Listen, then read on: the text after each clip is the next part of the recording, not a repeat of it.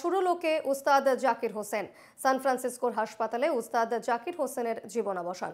হৃদজনিত সমস্যার নিয়ে হাসপাতালে ভর্তি হন উস্তাদজি। আইসিইউতে ভর্তি ছিলেন উস্তাদ জাকির হোসেন। বয়স হয়েছিল ৭৩ বছর। পরিবার সূত্রে তার মৃত্যুর খবর নিশ্চিত করা হয়েছে। উস্তাদ জাকির হোসেনের মৃত্যুতে শোকস্তব্ধ সঙ্গীত মহল।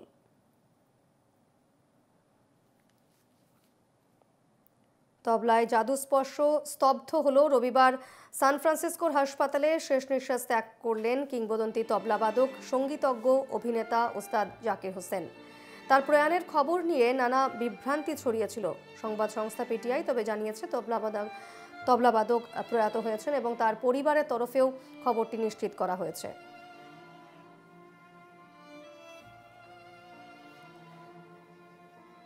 ওস্তাদ জাকির হোসেনের মৃত্যুতে শোক ব্যক্ত করেছেন মুখ্যমন্ত্রী মমতা বন্দ্যোপাধ্যায়ও। তিনি একটি টুইট করেছেন, আমরা দেখাবো সেই টুইট।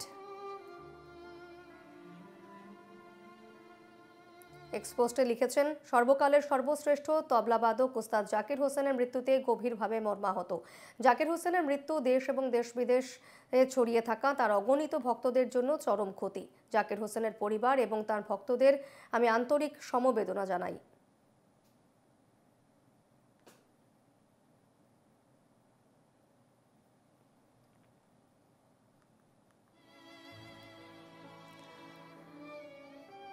বহু পুরস্কারে ভূষিত হয়েছিলেন উস্তাদ জাকির হোসেন। পদ্ম পুরস্কার পেয়েছেন, পদ্মশ্রী পেয়েছেন 1988 সালে। পদ্মভূষণ সম্মানে ভূষিত হয়েছেন 2002 সালে। পদ্মবিভূষণ পেয়েছেন 2023-এ এবং সঙ্গীত নাটক একাডেমি পুরস্কার পেয়েছেন 1990 সালে। 1990 সালে ওই ইন্দো আমেরিকান অ্যাওয়ার্ডও পেয়েছিলেন উস্তাদ জাকির হোসেন। 1992 সালে প্ল্যানেট ড্রাম অ্যালবামের জন্য বেস্ট ওয়ার্ল্ড মিউজিক গ্র্যামি পেয়েছিলেন তিনি। 1999 সালে United states national endowment for the arts national heritage fellowship পেয়েছিলেন। 2006 সালে মধ্যপ্রদেশ সরকারের তরফে কালিদাস সম্মানে ভূষিত হন ওস্তাদ জাকির হোসেন।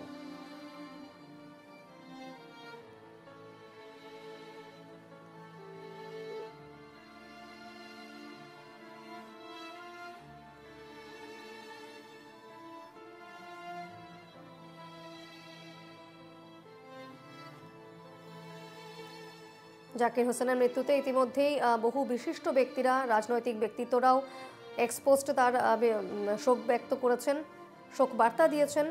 ইতিমধ্যেই অসমের মুখ্যমন্ত্রী হিমন্ত বিশ্ব শর্মা তিনিও শোক প্রকাশ করেছেন। পাশাপাশি উত্তরপ্রদেশের মুখ্যমন্ত্রী যোগী আদিত্যনাথ তিনিও শোক ব্যক্ত করেছেন।